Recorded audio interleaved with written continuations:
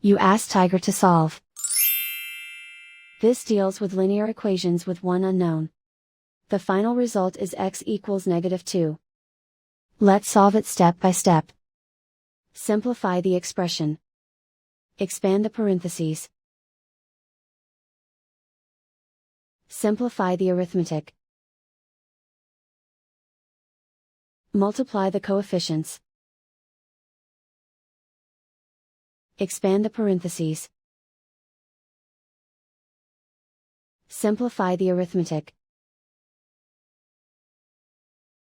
Multiply the coefficients. Expand the parentheses. Group like terms. Simplify the arithmetic.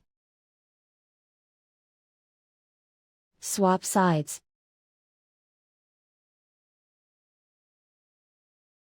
Group all constants on the right side of the equation. Add 10 to both sides.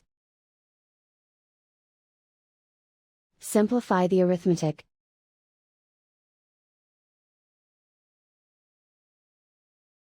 Isolate the x.